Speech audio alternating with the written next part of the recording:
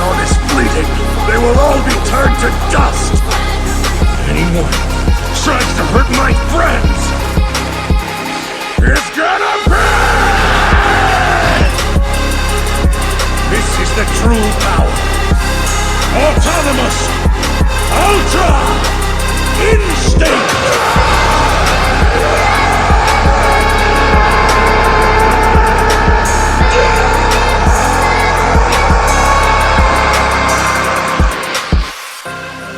You understand, don't you? Okay, now see, this is going to be insane. Introducing Angel Goku from our top 5 strongest warriors in the multiverse story, and not only is this mod going to be now made available on my Patreon for those of you out there who do have a PC to mod on, but while I am stuck here battling against Tekira and hopefully being able to outlast him and winning by the end, I'm also going to go as far as to shed more light on Goku's initial transformation, some spoilers about the future coming up ahead, and more insights as to how I perceive Angel Goku's transformation to be within this story. And so, right off the gate, in case some of you guys are curious on whether or not Goku is able to jump into this angel form again or not, the simple answer to that is yes. However, just like many things in the world, you really can't be good at something unless you hone it to perfection, and so being the fact that this was the first time that Goku was able to access this level of power against someone equally as strong to that power, this not only means that Tekira and Angel Goku are equal in terms of feats only when Goku's using that power, but he's really not accustomed in wielding such tremendous power, at least not yet, and so it really all boils down to sheer potential versus experience, to which Goku has the potential and Tekira holds the experience factor here. So it really all boils down to experience versus potential being held by Goku and experience being held by Tekira, and so the only other way that Goku could ever contest against, as an example, any of the 12 angel attendees or Tekira is by wielding such power and fully being able to remain and sustain himself while wielding this angel transformation, because anything below that, which includes Primal Ultra Instinct, Master Ultra Instinct, or any other transformation, simply isn't going to cut it against either of the 12 attendees or even Tekira in that scenario. So with that now being said, let's go on ahead now and jump into the next battle to see what we got coming up next, because let me tell you, this is going to be very, very interesting.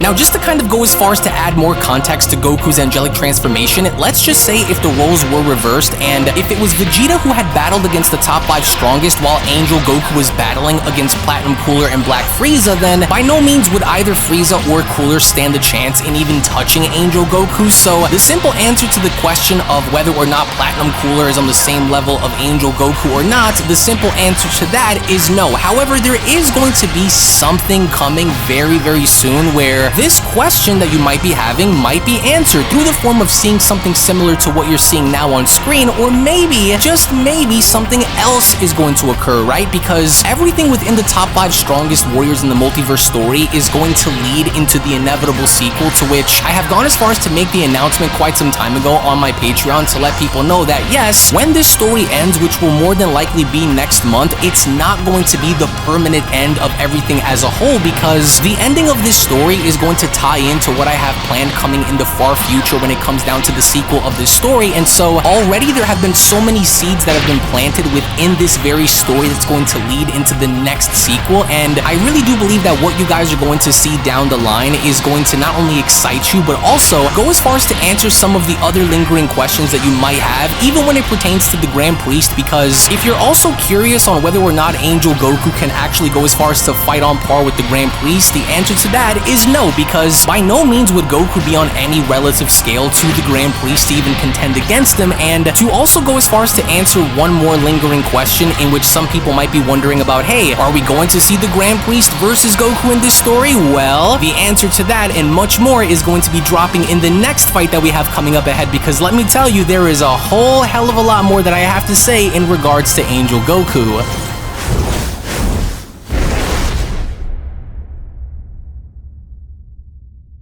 Now I know what a lot of you guys might be wondering, and a lot of you guys have asked me before, hey, where does Vegeta compare to someone like Goku now? Well, the answer to that is, you're going to find out. Not now, but you're going to find out in the sequel, maybe. Assuming that one of them lives, of course, but when it comes down to Angel Goku and Angel Goku's transformation slash form itself, then no, Mastered Ultra Ego Vegeta does not compare to Angel Goku. However, the argument can be made on whether or not Mastered Ultra Ego Vegeta can compare to Primal Ultra Instinct Goku, to which I will leave that debate for all of you guys to decide on, because the top 5 story was never intended on having Goku be comparable to Vegeta or vice versa, because they were each meant to be different from the very beginning, to which that's why I never gone as far as to give Vegeta a tail, and that was solely because Goku already has his tail. So what's the point of making Vegeta the same when the entire point of this story was to make them different? However, that is not to say that I don't have something in mind for Vegeta, wink wink, nudge nudge, and he's really kicking my ass right now, but it was like I said before, to which if you believe that this entire thing is going to be over and done with, it's only going to be the end of one story and the beginning of another. So I really cannot wait to show you guys what that story is going to be about, because Goku and Vegeta were always companions in a sense where, yeah, they were and still are to an extent rivals in not allowing for the other to supersede them when it comes down to raw power. They were always in competition with each other, but never in a toxic way, right? So you can almost kind of look at Goku and Vegeta presently within this story, kind of like an angel to a destroyer and a destroyer to an angel, right? Kind of like similar to Beerus and Whis, where they kind of have like a similar relationship to that extent. So with that being said, now hopefully enough we can go as far as to now finish off Vegeta for good. There we go. He was actually pretty tough to face, so I'm not done, because I have a whole hell of a lot more to share with you guys. And so with that, now let's go ahead and jump into the next fight that we have coming up ahead, because let me tell you, this is going to be very, very interesting.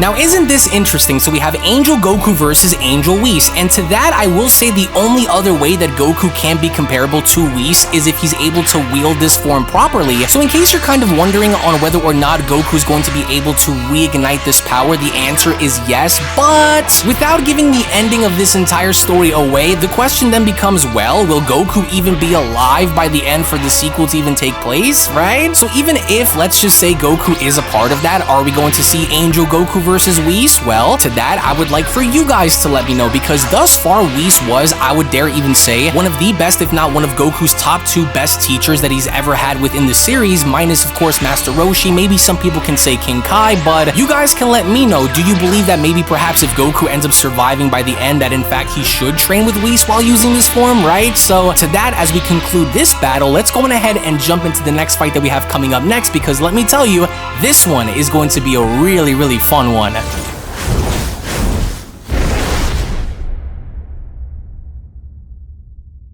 Now, of course, I know a lot of you guys may not know this, but did you know that I was originally intending for Goku to lose against Yoshido? And that was solely because if you go back and look at the way Goku fought Yoshido, there was no way that either A, Goku was going to be able to throw him out, and B, there was no way that Goku was actually going to go as far as to make Yoshido submit, and that was solely due to the fact that with Yoshido being able to manipulate the soul, which he was just about to do before Tekira tagged in, he can also, of course, split his body into 2, so that makes things a whole hell of a lot more difficult in a way where if he would go as far as to try to make Yoshido submit, then the other half of Yoshido's body could easily break that up, or if Goku were to try to throw Yoshido out, then the other part of his body, as we've seen, could still remain, which doesn't really count as an elimination unless Goku's able to throw Yoshido out as a whole. So the only other option then becomes, can Goku kill him? Is he able to knock him out during the course of his battle with him? So that was actually one of the things that I had written down for this story last year as I was constructing it, in which Goku, of course, was going to lose to Akuma, bounce back from that, fight Yoshido, and then of course again lose that battle as well. But of course I ended up changing it only because I only believe that Goku was able to contest against Budo, Yoshido, and Akuma easily while wielding this angel form, to where in hindsight you can kind of look at Primal Ultra Instinct as being the catalyst that can get him on by, with of course the angel form itself being the very transformation that is able to keep him in this fight to where he can be comparable to be relative to them, if not way stronger, to which in this angel form he currently is. And with that being said, now I still have a lot more to share. So with that, let's now go ahead and jump into the next fight that we have coming up next, because boy, I'm excited for this one.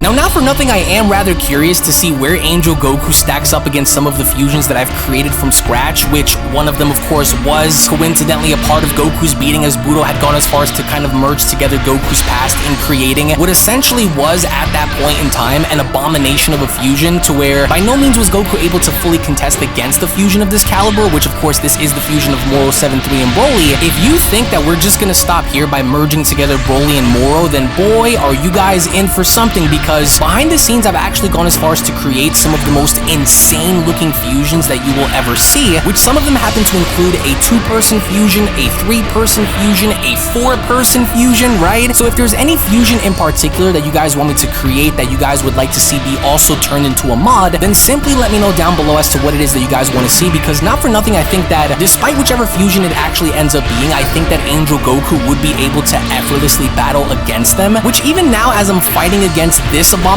of a fusion, it's kind of hard to tell on whether or not I'm actually going to be able to win, because I think that this mod in particular has way higher stats than me when it comes down to either its attack potency and health. So I'm really gonna have to try to pull through right now and survive, because if I end up losing to this fusion now, then I don't think that would be productive enough in featuring Angel Goku to begin with. So in case you're also kind of wondering, for this particular story, for the top 5 strongest in the multiverse story, I don't plan on having Goku ascend any further into Omni territory as an example, because the end goal isn't to make Goku or Vegeta the strongest in history, right? But rather going as far as to place them within a tier of power that makes sense. So having Goku kind of traverse way past that and go into Omni levels of power by superseding that of the Grand Priest, do I only then believe that it's kind of a bit too much. So yes, Angel Goku, to which as you guys can see now is going to be Goku's final transformation in this story, but I think that's the key word for this specific story. And so this fusion's really giving me a headache. I really thought that I was going to be able to defeat this dude like a while ago, but instead, somehow he's able to still hold on by the skin of his teeth and enduring everything that it is that I'm throwing at him. And again, if you think that Goku's going to have a new transformation in this story, the answer to that is no. However, for future stories, well, that might be a little different, especially with other things that I have planned that I really do think you guys are going to like and enjoy. And so with that now being said, we have one more fight to go, and I cannot wait to get into it, because let me tell you, I am very excited to talk about this one.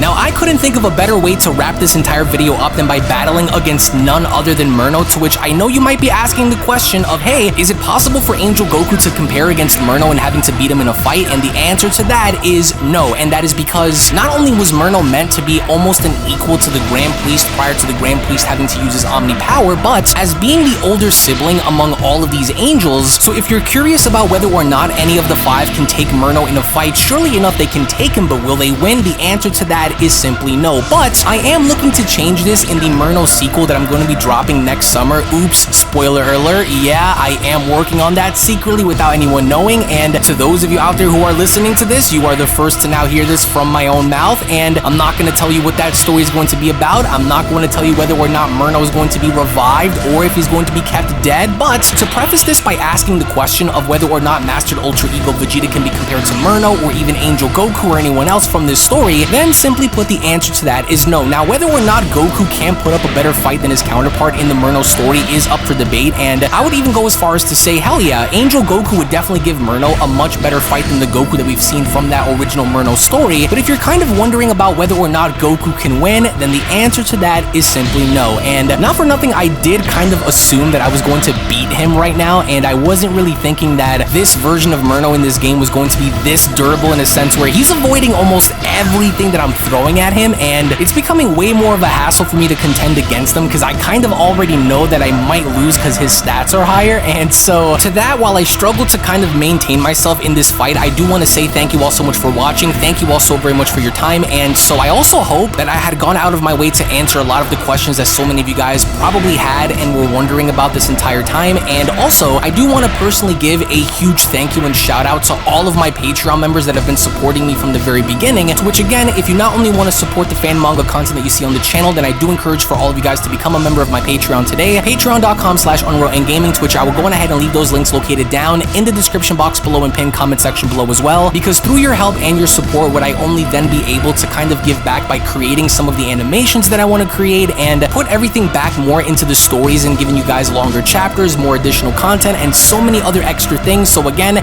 thank you all so much for being here. I hope you guys enjoyed. If you guys did, then be sure to give this video a big fat thumbs up by smashing that like button down below. Tune back in for more, and with all that being said, thank you once again, and I'll be seeing you all down the comment section below and in the next video. Take it easy, everybody, and have a great day. Peace! The gap between us is getting smaller and smaller. Let's see how you handle Ultra Instinct. Nothing you do can hurt me. I'm ready to test out this new power of mine. No Patara needed here. You're looking at pure natural power. I'll make sure your death is slow and painful.